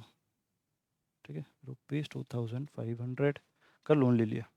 ओके, लोन लेके मैंने क्या किया, स्टॉक खरीद लिया, buy an actual stock of Reliance, खरीद लिया, तो -2500 चला गया मेरा हाथ से, फिर से 2500 का स्टॉक, 2500 का शेयर, सॉरी 2500 का पैसा लोन लिया, फिर वो उस लोन में मैंने स्टॉक खरीद लिया। ठीक है, फिर क्या किया, एक फ्यूचर भी कॉन्ट्रैक्ट पे एंटर कर गया, क्योंकि फ्यूचर का प्राइस ज़्यादा है। ठीक है, इतना होना चाहिए, ये ज़्यादा है। ठीक है, तो ओवर वैल्यूड है, देख पा रहे हो, अगर फ्यूचर का प्राइस ओवर वैल्यूड है, ठीक है, तो हमें इस प्राइस पे जो 2480 का प्राइस है, इस पे खरीदना चाहिए या बेचना चाहिए। मार्केट में तो ट्रेड इसके हिसाब से हो रहा है, तो इसको खरीदना चाहिए या बेचना चाहिए, इस प्राइस पे, बेचना चाहिए। ये ज़्यादा प्राइस है तो इस पे बेचना चाहिए। ठीक है, तो हमने एक स्टॉक खरीदा था, 2500 पे स्टॉक खरीद लिया। ठीक है, तो और एक फॉरवर्ड कॉन्ट्रैक्ट पे या फिर फ्यूचर पे एंटर करके book a future contract to sell at higher future rate, that is 2480.75। ठीक है, इस पे ये करने के लिए एंटर कर गए हम लोग, इसको शॉर्ट पोजीशन बोलते हैं, शॉर्टिंग अ फ्यूचर। ठीक है, और शॉर्ट पोजीशन, ओके, इसके बाद एंटर कर गए इस पे, ठीक है। ये कब हुआ? ये सब हो गया 0th पीरियड में, ठीक है। पीरियड ये सब 0 में हुआ आज, ठीक है। Period after 3 months, after 3 months, okay. ये क्या हुआ? हम जो ये लोन लिए थे 2500 का, ठीक है, 2500 का रिटर्न करना पड़ेगा 3%। कितना रेट इंटरेस्ट रेट था? 7% के हिसाब से, क्वार्टरली कंपाउंडिंग के हिसाब से जितना भी आ रहा था, ठीक है। तो after 3 months return the loan, repay the loan. Loan का वैल्यू कितना हुआ होगा? 2500 का लोन लिया था हमने, 2500 into 1 plus 0.07 divided by 12, sorry divided by 4, ठीक है। उतना वैल्यू रिपे करना पड़ेगा हमें। इसका वैल्यू इतना बना होगा। लिंक कर पा रहे हो कॉस्ट ऑफ कैरी को इसके साथ? जितना रिपे, जितना हमने ये किया है, 2500 का लोन लिया था, उसका वैल्यू इतना बना होगा, ठीक है। कितना बना होगा ये? 2543 point, it will be 2543.75, correct? Correct, इतना हमें रिपे करना पड़ेगा। पहले लोन लिए थे 2500 का स्टॉक खरीद लिया, फिर इसका इतना आफ्टर 3 मंथ्स इसका रिपेमेंट करना पड़ेगा, ओके। फिर आफ्टर 3 मंथ्स हमें डिविडेंड भी रिसीव होगा। डिविडेंड रिसीव्ड कितना? 100, ठीक है। फिर ये जो कॉन्ट्रैक्ट का ये एंटर किए थे, किसको? हमारे पास ऑलरेडी एक, अभी भी एक स्टॉक है, ठीक है। रिलायंस का स्टॉक अभी भी है हमारे पास, ठीक है। तो इसको जो कॉन्ट्रैक्ट किए थे, फ्यूचर कॉन्ट्रैक्ट को, इसको बेचने का, किसी को बेचने का, किसी को बेचने का हमने कॉन्ट्रैक्ट किया था 2480 पे बेचने का, ठीक है। तो उससे हमें 2480 रुपया रिसीव होंगे। जिसको बेचने का कॉन्ट्रैक्ट किया है हमने, जिसके साथ, उससे हमें 2480 रुपया मिलेंगे। Receive the money from the future contract. Sell करने का कॉन्ट्रैक्ट किया था ना, अगर सेल कर रहे हैं तो पैसा मिलेगा। कितना मिलेगा? 2480.75, ओके। रिसीव करो and deliver him the Reliance stock that you are holding. Reliance stock you are holding, ठीक है। तो उसको डिलीवर कर दिए और फिर उससे पैसा ले आए। कितना? 2480.75, ओके। तो बैंक को रीपे करना पड़ा कितना? 2543, ओके। हमें मिला कितना? 2480.75, और इतना डिविडेंड मिला, ठीक है। तो एंड में गेन देख सकते हो, कितना गेन हुआ या लॉस हुआ, बोल सकते हो मुझे?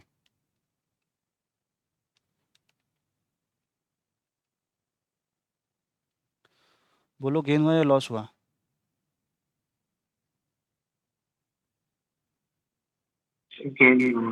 गेन हुआ। ये क्या बाउंस हो रहा है क्या बाकियों के?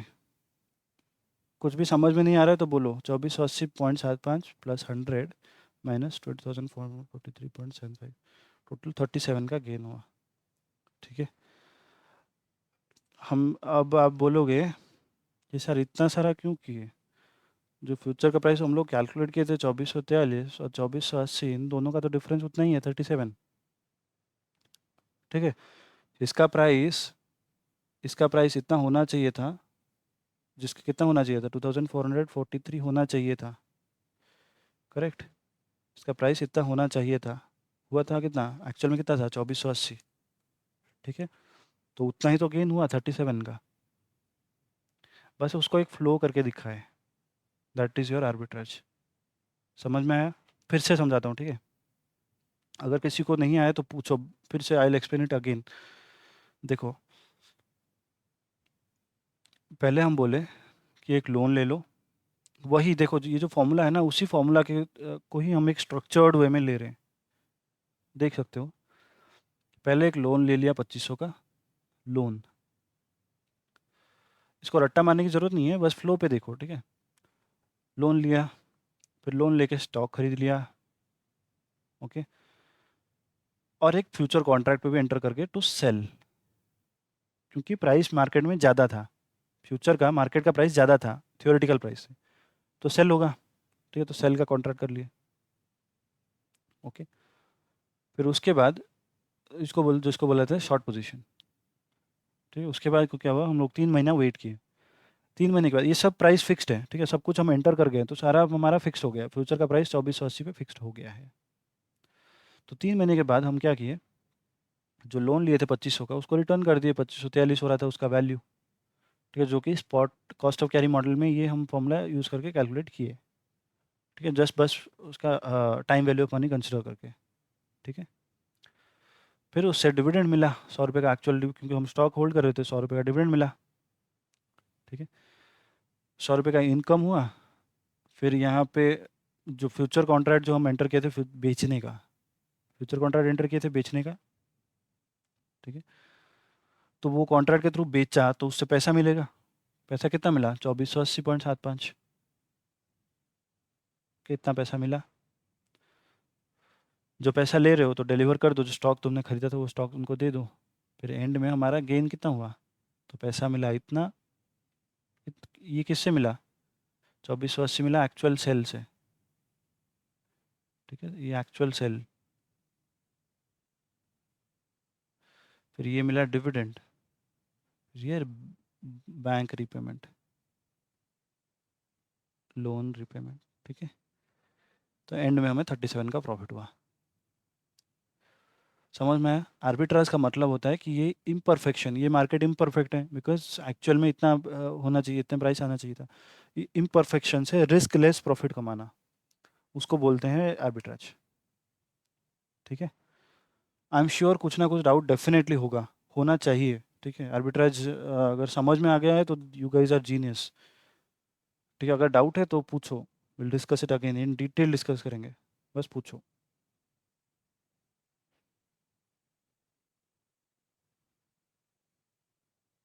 पूरा क्लियर है, चलो ठीक है।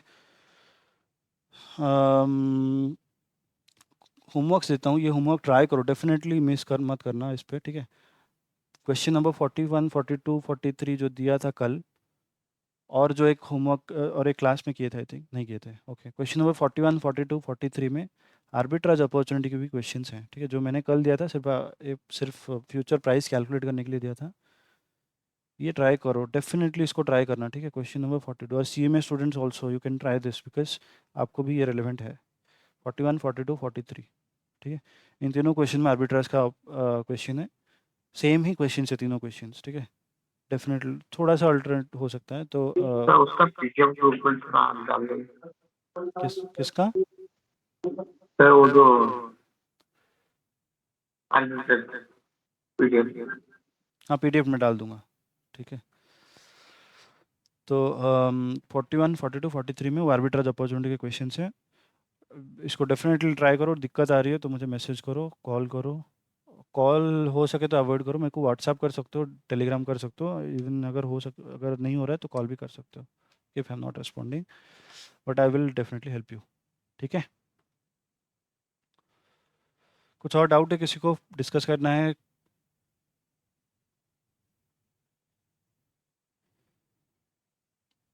नहीं है, चलो let's close the session. Thanks for joining, have a good day, bye bye.